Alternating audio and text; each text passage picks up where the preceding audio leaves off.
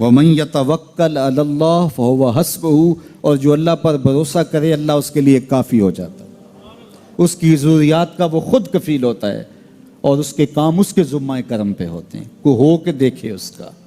تو جو اللہ سے ڈرے اللہ اس کے لیے راستے بناتا ہے۔ حضرت عوف بن مالک رضی اللہ تعالی عنہ الاشجعی حضور کی خدمت میں حاضر ہوئے اور عرض گزار ہوئے کہ میرا بیٹا سالم مشرکین کی قید میں ہے اور میں فاقوں کی حالت میں ہوں، تو فرمایا آل محمد کے پاس ایک سیر جو ہیں، بس اس کے علاوہ ہمارے پاس بھی کھانے کے لیے دنیاوی اسباب نہیں ہیں۔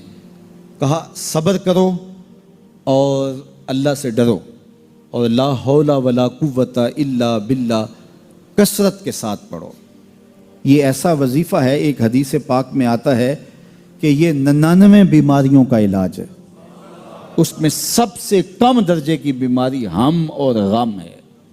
یہ دکھوں کا مداوع ہے، مشکلات کا علاج ہے، اور یہ وظیفہ میرے حضور نے بتایا۔ حضرت ابو ذر غفاری رضی اللہ تعالیٰ عنہ کو حضور نے 5 چیزیں بتائی تھیں، ان میں سے 5ویں چیز یہ تھی کہ ابو ذر کثرت کے ساتھ لا حول ولا قوت الا باللہ پڑھا کرو۔ فرمایا عرش الہی کے نیچے ایک خاص خزانہ ہے، یہ وظیفہ وہاں سے آیا ہے۔ یہ زندگی میں معمول بنا لو، جب پھنس جاؤ مشکلات میں آ جاؤ تو لا حول ولا قوت الا باللہ پڑھو، اللہ راستے کھولے گا۔ تو حضور نے 3 چیزیں فرمائی، اللہ سے ڈرو، صبر کرو، اور کثرت کے ساتھ لا حول ولا قوت الا باللہ پڑھو۔ وہ فرماتے ہیں کہ میں یہ عمل شروع کیا، ابھی گھر میں بیٹھا ہی تھا کہ دروازے پہ دستک ہوئی، تو میں اٹھا کہ دروازہ کھولوں دیکھوں کہ کون ہے، تو دروازہ کھولا، دیکھا میرا بیٹا کھڑا ہے اور اس کے پیچھے 100 اونٹ کھڑے ہیں۔ تو میں نے کہا کہ تم اور یہ اونٹ؟ کہا مجھے موقع لگ گیا، میں ان کی قید سے بھاگ آیا اور آتے آتے ان کے 100 اونٹ بھی ہانک لایا ہوں۔ وَيَرْزُقْهُ مِنْ حَيْثُ لَا يَحْتَسِبُ، وہ تمہیں وہاں سے رزق دے گا جہاں سے تمہیں گمان بھی نہیں۔ اس کے ہو کے تو دیکھو، اللہ اکبر، اللہ کے ہو جاؤ تو پھر وہ تمہاری ضرورتوں کا کفیل ہو جائے گا۔ فرمایا حضرت عبداللہ ابن مسعود رضی اللہ تعالیٰ عنہ نے کہ کسی شخص کو فقر و فاقہ آ جائے تو وہ لوگوں کو بتائے کہ میں آج کل بڑے مشکل حالات میں ہوں، ہر وقت لوگوں کو بتاتا رہے تو اس کی مشکل بڑھے گی، اس کی مشکلیں آسان نہیں ہوں گی اس طرح۔ اور اگر وہ اپنی اس مشکل کو کسی سے شیئر نہ کرے بلکہ مصلی بچھا کے اپنے رب سے کہے کہ مالک فقر و فاقہ آ گیا ہے اور اس کا علاج تیرے پاس ہے، اس مرض کا مداوع تیرے پاس ہے۔ تو حضرت عبداللہ ابن مسعود فرماتے ہیں کہ رسول کریم نے فرمایا جلد یا بدیر اللہ اس کو مالا مال فرما دے گا۔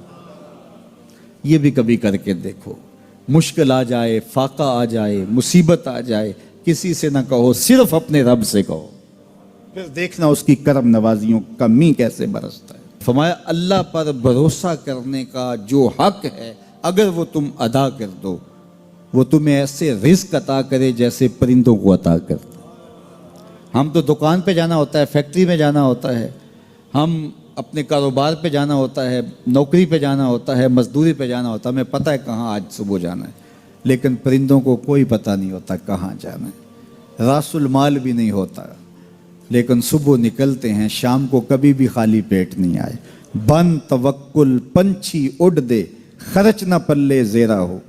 گھر سے خالی پیٹ نکلتے ہیں، جب واپس آتے ہیں تو پیٹ بھرے ہوئے ہوتے ہیں، اور پھر جو ان کی ضرورت ہوتی ہے اللہ وہ ساری ضرورتیں پوری کرتا ہے، جو ضرورت ان کی ہوتی ہے۔ یہ شیر کتنا گوشت کھاتا ہے اللہ روز اسے دیتا ہے۔ یہ ہنس روزانہ سچے موتی کھاتے ہیں، اور آپ مارکیٹ میں لینے جائیں لاکھوں روپے لگا کے تولے ماشے کے حساب سے آپ خریدتے ہیں، پھر بھی آپ کو یقین نہیں ہوتا کہ یہ سچے ہیں یا 2 نمبر ہیں۔ اور ہنس دنیا پہ کروڑوں جانور پائے جاتے ہیں، روز کھاتے ہیں، صبح بھی، شام بھی، دوپہر بھی، پیٹ بھر کے کھاتے ہیں، اللہ روز انہیں عطا کر۔ کہا اس پہ بھروسہ تو کر کے دیکھو، وہ تمہاری ضرورتوں کا کفیل ہوگا۔ اس پہ بھروسہ کرو گے وہ تمہیں وہاں سے دے گا جہاں تجھے گمان بھی نہیں ہوگا۔ ارشاد فرمایا جو اللہ سے ڈرے اللہ اس کے لیے راستے کھول دیتا ہے، اور اللہ اس کو وہاں سے دیتا ہے جہاں سے اسے گمان بھی نہیں ہوتا۔ حضور نبی رحمت صلی اللہ علیہ وسلم نے ارشاد فرمایا 4 اشخاص ایسے ہیں جن کو جنت میں جانے سے کوئی چیز نہیں روک سکتی، اور فرمایا اگر لوگوں کے سست پڑ جانے کا اندیشہ نہ ہو تو اے عمر میں تجھ کو کہوں کہ یہ بات گلی اور بازاروں میں لوگوں کو بتا دو۔ اور پھر حضور نے ان 4 اشخاص کا تذکرہ کیا۔ ایک وہ شخص جو والدین کے ساتھ حسن سلوک کرتا ہے، دوسرا وہ شخص جس کی اولاد زیادہ ہے ذرائع آمدنی تھوڑے ہیں لیکن وہ اپنی اولاد کے پیٹ میں لقمہ حرام نہیں جانے دیتا۔ جب ذرائع آمدنی زیادہ ہوں اور پھر حرام سے بچنا یہ بھی بہت بڑی سعادت ہے، لیکن جب ذرائع آمدنی بھی تھوڑے ہوں اور اولاد بھی زیادہ ہو تو پھر حرام سے بچنا یہ بڑا مشکل اور آزمائش کا مرحلہ ہوتا ہے۔ تو جو اس موقع میں رزق حرام سے بچا، قیامت کے دن حضور کے فرمان کے مطابق جنت میں جانے سے اسے کوئی شے نہیں روک سکتا۔ اور ہم صحابہ کی زندگیاں دیکھتے ہیں، فجر کی نماز ہوتی ہے، ایک صحابی جلدی سے اٹھ کے چلے جاتے ہیں۔ ایک دن آقا کریم نے پوچھا کہ ابو درداء کیا بات ہے؟